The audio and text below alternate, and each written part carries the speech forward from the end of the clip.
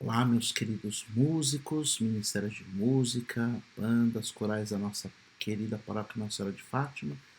Eu resolvi gravar esse vídeo porque é difícil conciliarmos um horário que seja disponível para todos, para termos uma formação, já que alguns estudam, compromissos profissionais, mas é muito importante que nós tenhamos uma formação permanente. Todo cristão tem que estar formando sempre a sua consciência, tanto mais quando a gente presta um serviço tão importante na liturgia da igreja como é o canto litúrgico. Vamos iniciar então essa nossa formação em nome do Pai, do Filho e do Espírito Santo. Amém. Vinde, Espírito Santo, enchei os corações dos vossos fiéis e acendei neles o fogo do vosso amor. Enviai, Senhor, o vosso Espírito e tudo será criado, e renovareis a face da terra. Oremos. Ó Deus, que instruíste os corações dos vossos fiéis com a luz do Espírito Santo, fazei que apreciemos retamente todas as coisas segundo o mesmo Espírito e gozemos sempre da sua consolação. Por Cristo, Senhor nosso. Amém. Vamos pedir também a Nossa Senhora de Fátima, a quem queremos amar cada vez mais, com quem queremos aprender a adorar cada vez mais o Senhor Jesus. Que nos abençoe, ilumine o nosso entendimento, ajude a abrir o nosso coração nessa formação.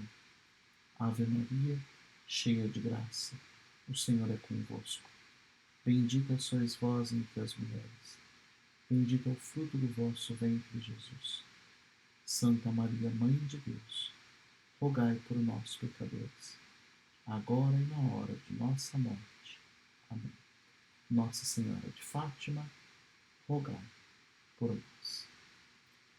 Meus queridos músicos, eu gravei um outro vídeo o ano passado contendo alguma formação e eu gostaria de pedir que vocês revissem aquele vídeo, né? Eu tenho a impressão que algumas bandas ou ministérios não assistiram o vídeo porque algumas orientações práticas que eu pedi ali percebo que não estão sendo observadas tal qual a gente pediu.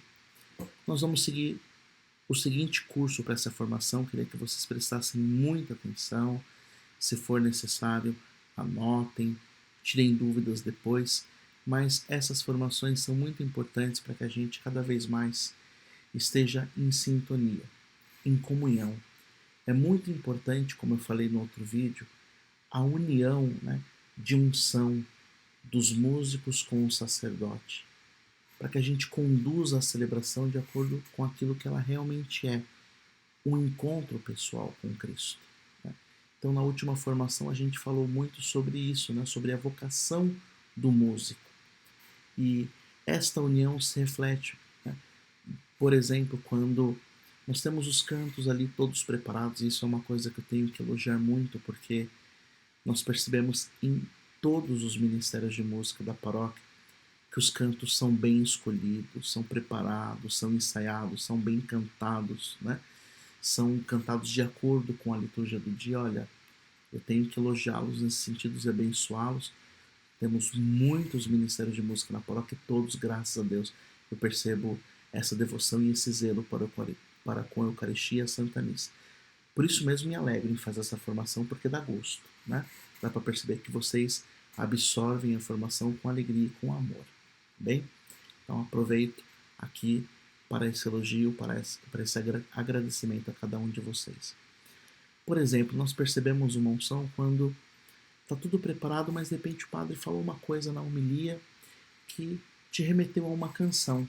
Aí lá na ação de graças, canta uma música que tem a ver com homilia. Eu percebo isso muito, né? Especialmente o Igor faz muito isso, né? Mas todas as bandas, né? Não vou citar nomes para não ser injusto com ninguém. Né? Essa comunhão, essa unidade. E por isso é muito importante que você assista esses vídeos, essas formações que nós teremos ao longo do ano, ou quando tivermos também presencialmente, para que a gente caminhe, né? Uno cor et anima una, num só coração, numa só alma. Vou apresentar para vocês agora o roteiro dessa nossa formação, que espero, né, seja breve, se assim eu conseguir. Na primeira parte, nós vamos meditar um pouquinho sobre o que é e a importância da adoração eucarística. especialmente tendo como base o texto do Dom José Negri, naquela carta pastoral que ele escreveu por ocasião do Biênio Eucarístico. É um texto riquíssimo, muito lindo, que nós vamos explorar. É um texto a ser redescoberto. Eu sei que você já leu, né? Todos vocês têm esse documento, porque nós distribuímos ele na paróquia. Se alguém não tiver, posso enviar novamente. Mas é um texto a ser relido e ser redescoberto cada vez mais por nós. E no segundo momento, alguns recados diversos, né? Não são coisas que está ruim na nossa paróquia, mas eu penso também que após esses 6 anos de caminhada juntos, né, especialmente minha como pároco, de vocês me acompanhando, penso que nós podemos, nesse momento da nossa caminhada paroquial, dar alguns passos a mais, especialmente para a participação mais frutuosa da Santa Missa. Já começo dizendo para vocês que eu quero não mudar a característica da nossa missa, porque graças a Deus a gente sempre teve a preocupação de celebrá-la bem, né? Mas já no ano passado nós resolvemos introduzir na missa também momentos de silêncio que proporcione uma oração pessoal. Na continuidade disso, eu penso que podemos dar ainda mais outros passos de aprofundamento para que possamos viver juntos mais e melhor a Santa Missa. E para isso é fundamental que sejamos pessoas adoradoras da Eucaristia. Isso se percebe, né?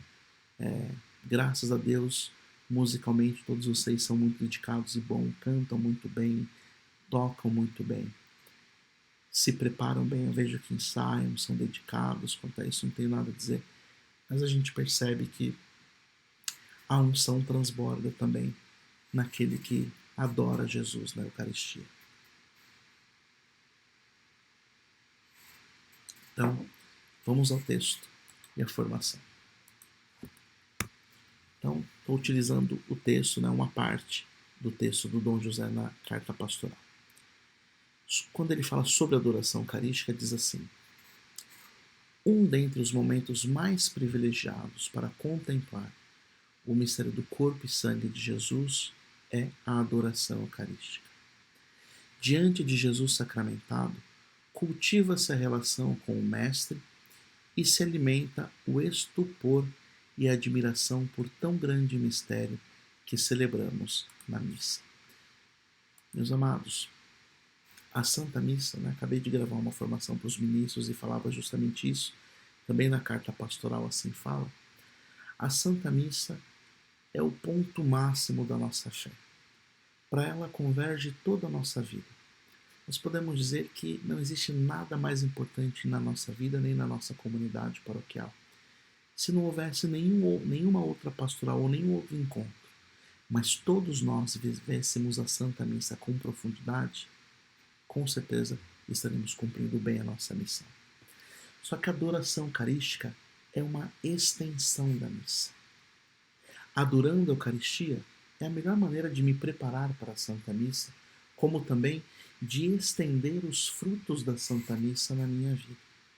Por isso vocês já perceberam que nos últimos anos nós aumentamos e privilegiamos, né, esses momentos de encontros e adoração eucarística. Deixa eu só arrumar aqui um pouquinho o layout. Isso. Né? Nós aumentamos muito os momentos de adoração eucarística na paróquia. Por exemplo, todos os domingos a Santíssima Eucaristia fica exposta, né, a tarde inteira para que Jesus seja visitado, seja adorado. Uma coisa que tem me alegrado muito também são muitas as pastorais que têm tido momentos de adoração eucarística. Né? Os jovens se reúnem para fazer vigílias, o grupo de oração, além do momento, todo o grupo de oração tem momento de adoração, mas também os coordenadores se reúnem em outros momentos para rezar. O terço dos homens é feito diante do Santíssimo, o terço das mães. Tudo isso vai fazendo com que sejamos pessoas mais eucarísticas. Né?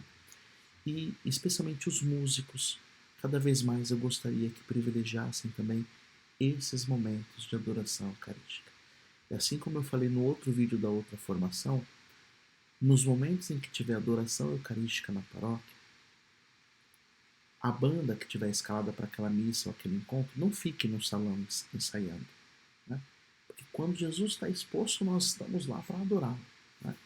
Então, na quinta-feira, por exemplo, né, a banda que vem tocar na missa durante a semana já esteja antes lá para adoração. No domingo, quem for tocar na missa das 10 já esteja no terço, adorando. Né? Eu pedi que isso fosse feito no último vídeo, vejo que não tem sido colocado em prática. Por exemplo, entre um mistério e outro, pode-se cantar uma canção, um refrão de uma canção, motivando ali a adoração eucarística. Né? Não apenas na hora do tão sublime sacramento, mas que quem for cantar na missa já faça daquele momento, né? Um momento de espiritualidade, sem falar que a banda cresce quando reza unido, né? Como diz o texto do Dom José. Então, esse é o momento de maior aprofundamento. Se a missa é o ponto de partida e o auge, a adoração eucarística converge a nossa vida para este momento. Né? Voltamos ao texto. Diz o bispo: gostaria de incentivar as paróquias, os movimentos e associações, os institutos e congregações a desfrutarem deste tempo de graça do ano eucarístico, encorajando as suas comunidades e os seus membros a encontrarem um tempo prolongado para ficar diante de Jesus Eucarístico. Assim poderão se acostumar a conversar com Ele. Lembremos-nos das palavras que Jesus dirigiu aos discípulos no Getsemane: não fostes capazes de vigiar 1 hora comigo? Esta é uma frase que nós podemos imaginar Jesus falando contrito, né? Ou melhor ainda, resignado a Pedro, Tiago e João. Né? Porque era desejo de Jesus que eles vigiassem consigo, unido, né, em sentimento. Então, amados, o momento de adoração eucarística é onde a gente aprende a rezar. E não é necessário muito, como a gente vai ver no texto aí, basta olhar para Jesus e permitir que Ele te olhe. Muitas vezes a gente tem muita coisa a dizer a Jesus, a oração flui, que é uma beleza. Outras vezes não, a nossa cabeça está cheia de coisa, a gente está ali, mas passando um monte de coisa na cabeça. Mas não tem problema. Estar diante de Jesus já é um milagre. Estar diante dele acalma o nosso coração, renova e transborda a nossa unção. Amados, eu desejo profundamente que as nossas bandas, os nossos ministérios de música, cada membro da nossa comunidade, sejamos cada vez mais adoradores da Eucaristia.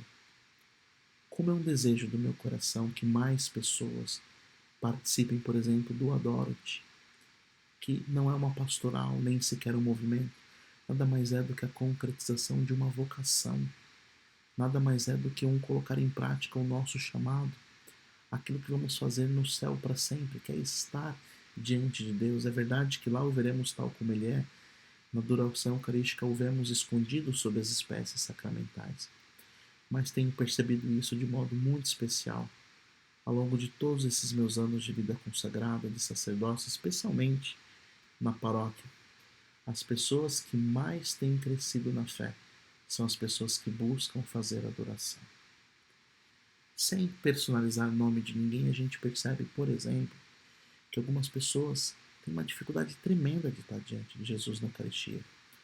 Vão na igreja o tempo todo, né?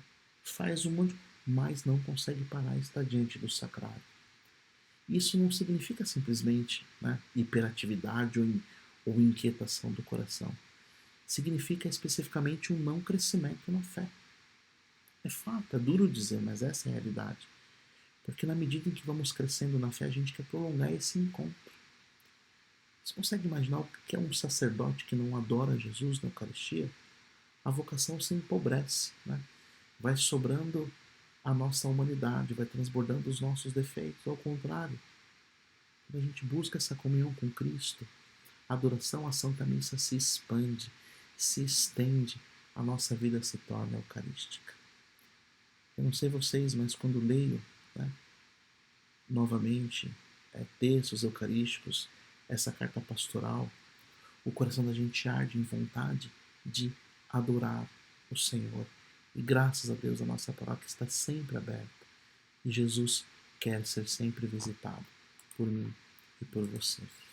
Continuando o texto. Quando se fala com um amigo, não se perde tempo. Quando a conversa é interessante, não se olha o relógio. mas quem escuta se deixa envolver a tal ponto que se esquece de si mesmo, para se fazer um com o outro que lhe fala. Deixemos falar o coração e escutemos o que Jesus tem a nos dizer. Muitas vezes nos deixamos levar pela preocupação de uma pastoral organizada e estruturada. Né? De modo especial, nós podemos dizer, né? Isso aqui não é que não é importante. Os músicos se preocupam sempre em ensaiar bastante, escolher bem as músicas. Tudo isso é maravilhoso.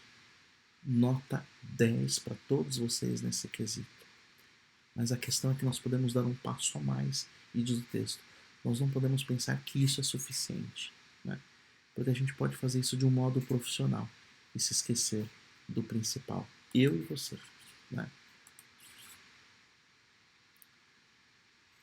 Parece ter um cronograma, a paróquia não será considerada uma boa paróquia. Né? A gente pensa que se não tiver a paróquia organizada, estruturada, a paróquia não é boa. Né? Vivemos constantemente de reuniões, pensando que sem isso a igreja não iria para frente. Mas esquecemos que a alma da pastoral é a espiritualidade. Sem esta, até a melhor das organizações é destinada a falhar. Nunca se viu um santo que fracassou na pastoral, dizia João Paulo II. Né? Eu posso dizer, não vai acontecer com uma banda que adora bastante a Eucaristia e ser uma banda ruim, pelo contrário. Né? As melhores canções, inclusive, foram compostas onde? Né? Diante do sacrário. Algumas a gente tem certeza que assim foi feito, porque são expressões de um louvor muito grande. Né? Alguns de vocês, inclusive, compõem músicas. Né? Por que não a gente começar a colocar isso em prática? Beber dessa unção que vem dessa nossa experiência concreta com Jesus na Eucaristia. O fundamento de toda ação na igreja deve partir da contemplação da Eucaristia. Se essa for o centro, podemos ter a certeza de que o resto vai funcionar. Com isso, não quero desmerecer a organização, o planejamento e as reuniões, que têm a sua importância, mas quero ressaltar que, antes de tudo, devemos colocar a prioridade e o motivo que nos levam a sermos zelosos na pastoral, que é o próprio Jesus. Que triste seria a gente se esquecer, não é? Sermos muito organizados, muito dinâmicos, mas esquecermos que Jesus é o centro de tudo. E quanto mais adoradores nós somos, nós percebemos, né? A pessoa que adora Jesus, ela se cristifica, se torna alter Cristo, outro Cristo. Não significa que não teremos erros e pecados, mas é diferente porque quem reza se confronta com Deus, inclusive reconhece quando erra, pede perdão, né? Recomeça, se refaz, reconstrói, não diz, não, eu sou assim, todo mundo tem que me aguentar, pelo contrário. Né? Confrontando-se com Cristo, a gente vai buscando aperfeiçoar-se cada vez mais. É fruto da oração que a gente enxerga com clareza os nossos pecados, que buscamos mais confissão, que perdemos o medo e a vergonha de confessar-se com o sacerdote. E olha, eu não ia dizer, mas vou dizer. Inclusive, não tem vergonha de confessar-se com o pároco. Né? A confissão é sempre válida, eu devo sempre buscar. Mas como é verdade que quando eu me confesso com o meu pároco, dou a chance daquele que Deus escolheu para conduzir a minha alma, de que eu cresça também em espiritualidade e em fé. Fruto também da adoração eucarística é a confissão frequente. Meus amados, eu fico triste de perceber que às vezes algumas pessoas da nossa comunidade contentam-se em ficar muito tempo sem comungar. Que triste seria que estejamos ali tocando o coração das pessoas, sendo instrumentos da graça para que elas se convertam, mas nós mesmos, sem nenhum impedimento, não comunguemos. Ou pior, né? Comunguemos mal. Amados, fruto da oração e da contemplação, não tenhamos medo de Jesus. Se Ele nos repreende, é para o nosso bem, para a nossa felicidade, jamais para sermos pessoas infelizes. Não tenhamos medo de apresentar os nossos pecados, inclusive aqueles que a gente pensa não ser capaz de vencer. Tudo é possível para Deus. De modo especial, dizendo aqui a vocês, músicos, são jovens, adultos, pessoas tão abençoadas, tão cheias de dons, mas que esses dons nos levem assim como tem levado tantas pessoas através dele, que nos levem também, meus irmãos amados, filhos e filhas queridos, a estar mais com Cristo.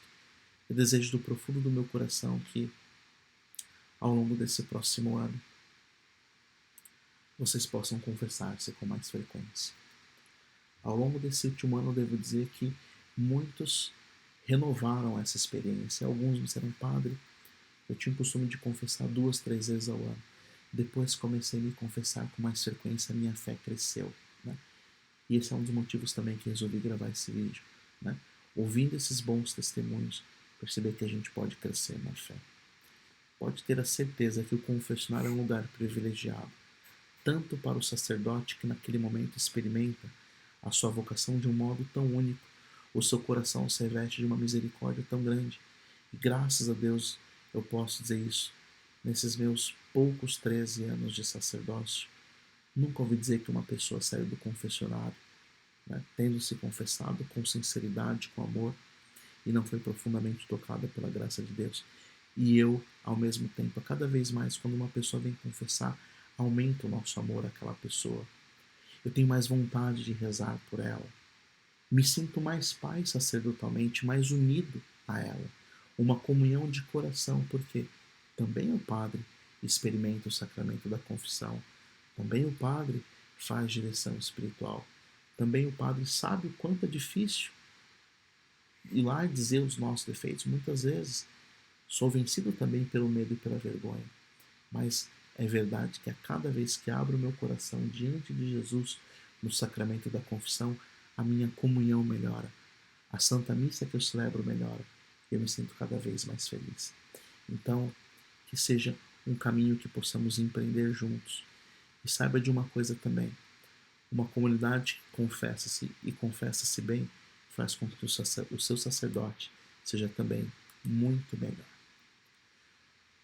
Muito bem.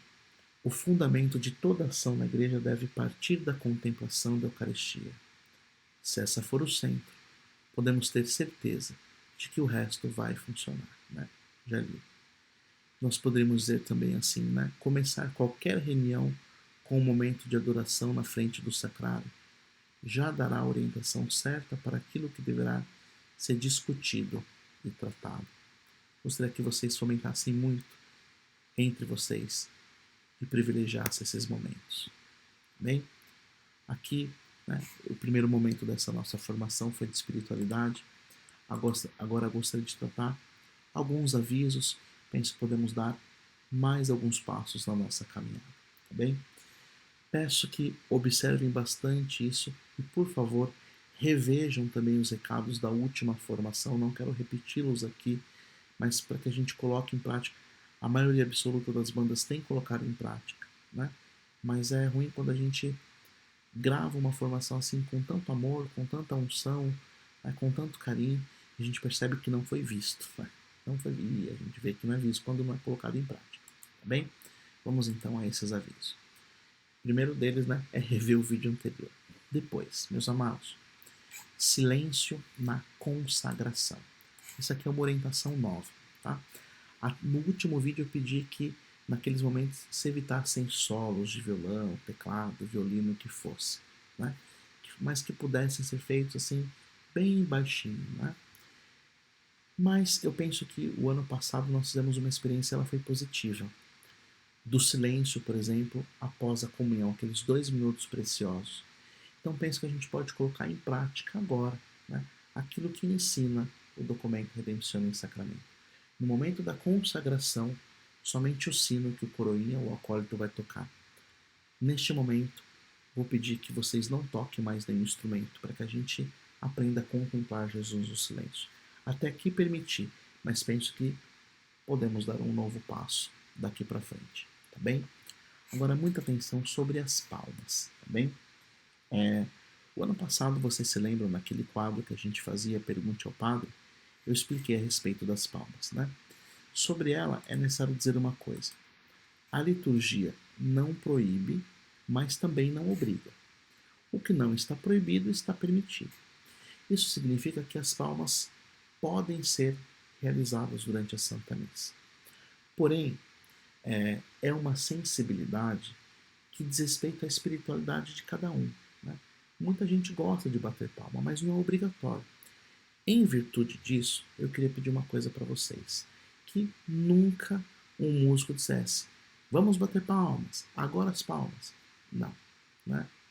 Podem até bater palmas, mas nunca pedir que as pessoas façam isso. Por quê? Tem gente que louva, que reza muito bem, mas não batendo palmas. Então, se não é obrigatório, a gente não pode obrigar que as pessoas o façam, como também não podemos proibi-las, tá bem? Então, podem escolher cantos, né, como já tem feito, que estimulem as palmas. Mas você pode ver que eu mesmo, muitas vezes bato palmas, outras vezes não, mas nunca peço que as pessoas o façam, porque temos que respeitar a sensibilidade religiosa das pessoas, tá bem? Diferentemente, num grupo de oração, por exemplo, fora da Santa Missa, em momentos de louvor. Aí sim você pode pedir que faça. Mas a Santa Missa, que é o culto oficial da igreja, e não de uma espiritualidade ou movimento específico, né, todos devem se sentir bem acolhidos. Os que gostam de louvar a Deus com palmas e aqueles que gostam de louvar sem as palmas. Bem? Outra orientação. Discrição no altar. Tá? Eu falei isso um pouquinho no vídeo anterior e quero repetir agora. Especialmente em relação às reverências, chegada e saída, especialmente na hora do salmo. Quando você quando você vem e passa na frente do altar, se faz a reverência, né, chamada vênia para o altar. Quando você vem ali pela sacristia, não precisa fazer reverência para o altar, tá bem? Pode fazer somente para a palavra antes de você ler o salmo, tá? Assim como eu falei no último vídeo, sem ficar fazendo 500 sinal da cruz, levanta a mão, ajoelha, porque se eu chamo a atenção mais do que a liturgia, já não deu bom, né? Já foi ruim. Outra coisa também que eu queria que vocês observassem, né? No momento em que a palavra está sendo proclamada, toda a atenção é para a palavra. Então, geralmente, quem vai cantar o salmo está ali aguardando que a primeira leitura seja terminada. Quem estiver ali esperando, fique prestando atenção na primeira leitura que está sendo dita. Às vezes eu percebo que quem está ali está passando álcool em gel na mão e passando álcool em gel no microfone. Quer dizer, além de chamar muita atenção de quem está lá fora, a própria pessoa não está prestando atenção na liturgia. Né? E você já higieniza a sua mão com álcool em gel lá em cima antes de vir. Né? E geralmente vocês músicos já vêm com o microfone, você já vem com ele higienizado. Não tem necessidade de fazer isso de novo lá para chamar mais atenção e não ficar discreto, tá bem? Então, a pessoa que fez a leitura saiu, você se dirige diretamente ao ambão, antes de começar, faz a reverência à palavra e canta o salmo, tá? Ou reza o salmo. A respeito dos salmos, do tempo de salmo, tá ótimo, desde que eu pedi, vocês observaram, né? Segue a orientação do vídeo anterior, está ótimo. Aliás, né? Comentei isso com a tia Célia essa semana. Uma coisa que me impressiona bastante é que a gente tem vários ministérios de música na paróquia e num domingo, às vezes, em 3 missas, eu vejo que se cantam 3 melodias de salmos diferentes, todas lindíssimas, né? Mas nenhuma igual a outra. A gente vê como a criatividade e bem preparado, né? Como fica linda a nossa liturgia. Eu falei no último vídeo, né? Peço que vocês vejam novamente, mas só para retomar, o salmo deve ser preparado antes, porque existem salmos que é um pedido de perdão, um salmo que é uma súplica, um salmo que é um louvor, e a melodia tem que ter a ver com o tipo de oração que é aquele salmo. Então, um salmo de contrição, que é pedido de perdão, não é um canto festivo. Né? Ao mesmo tempo, um salmo louvor não é um ritmo de contrição. Mas isso eu falo no vídeo anterior, é só vocês olharem lá. Bem? Outro ponto. Espiritualidade musical. Unção específica da celebração. Já falei um pouquinho durante a leitura do texto. Né? Muitas vezes eu vejo que vocês fazem isso, vocês escolhem músicas que têm a ver com o evangelho daquele dia. Maravilha, tá perfeito, tá ótimo. Né? Continue assim, os cantos são muito bem escolhidos. Mas pode acontecer que durante a homilia, por exemplo, aquilo que o padre falou casa bem com outra música. Você tiver ensaiadinho, pode tocar lá no momento, né? Da pós-comunhão, por exemplo, né? Às vezes o salmo é tão bonito que eu gosto de treinar e cantar novamente o salmo, né? São coisas que às vezes o padre não pensou antes, mas é a unção daquele momento da missa, né? E a sua unção, a sua espiritualidade musical, a sua sensibilidade é instrumento de Deus também para a celebração, tá bem? Por fim, o último aviso, e talvez seja esse aquele que mais não tem sido observado, aliás, está sendo observado, mas não do modo com que eu pedi no último vídeo, talvez porque alguns confundem, que é o momento de silêncio após a comunhão. Prestem bastante atenção, por favor. Eu percebo o seguinte, que vocês têm feito um momento de silêncio, mas assim, ficam esperando eu sentar para cantar a música depois. E o que eu disse não foi isso, o que eu disse foi o seguinte, após a oração de comunhão espiritual, contem no relógio 2 minutos. Não importa se eu estou terminando a purificação, se eu estou sentado, não importa. É 2 minutos. Após os 2 minutos, pode começar o canto de pós-comunhão. Se eu estiver ainda ali purificando, não tem problema. Você começa a cantar. Se eu me sentei, mas ainda não deu 2 minutos, espera dar 2 minutos. Deu para entender? Aliás, seria até interessante que o momento de silêncio fosse feito não enquanto eu estou purificando. Porque eu percebi, né, isso não sabia antes, porque a gente vai aprendendo com a experiência. Enquanto eu estou purificando, se não tem canto, as pessoas ficam prestando atenção no que eu estou fazendo no altar. E aquele talvez é o único momento que não é para prestar atenção no padre que está fazendo no altar, mas voltar-se para dentro, né? Talvez sim, você pode, com muita descrição nesse momento, né, dizer uma moção, assim, né? Se já acabou a música, se já acabou a oração dos pastorinhos, né? Pode dizer, façamos um momento de silêncio e conversemos com Jesus que está presente dentro de nós agora. Ou simplesmente, enquanto estou purificando ali, faz um instrumental, enfim. E aí sim, quando eu me sento, 2 minutos de silêncio, talvez. Porque enquanto eu estou purificando ali, eu percebo que o pessoal fica olhando, esperando, fica uma coisa meio esquisita. Melhor ainda seria se o canto que você faz se estendesse até o final da minha purificação. Ao final da purificação, a oração dos pastorinhos, e aí sim, os 2 minutos de silêncio e o canto de pós-comunhão, tá bem? Queria que vocês observassem isso, tá? Alguma dúvida, eu estou à disposição. Tá bem, meus queridos, né? Para que o vídeo de formação não fique assim tão longo, né? Penso que podemos encerrar por aqui. Quero encerrar mostrando aqui para vocês, né, o trecho de uma canção que eu gosto muito, que é o Adoro Te Devote. Adoro Te Devote, de Santo Tomás de Aquino, né? De modo especial, os membros do Adoro Te conhecem bem essa canção, porque nós costumamos fazer todo dia antes do nosso período de adoração. Aproveito, meus amados, agradecer, né, a dedicação de cada um de vocês, né? Tenho observado cada vez mais as bandas da nossa paróquia, os dons maravilhosos que Deus tem feito multiplicar cada vez mais a nossa comunidade. É fruto da obediência, da comunhão de vocês. Eu sou muito feliz. Nós não temos apenas muitas bandas, temos boas bandas, porque temos bons cristãos. Eu espero do fundo do meu coração que após essa formação, eu e você tenhamos mais desejo de ser ainda mais adoradores a Jesus na Eucaristia. Que Deus te abençoe. Em nome do Pai, e do Filho, e do Espírito Santo. Amém.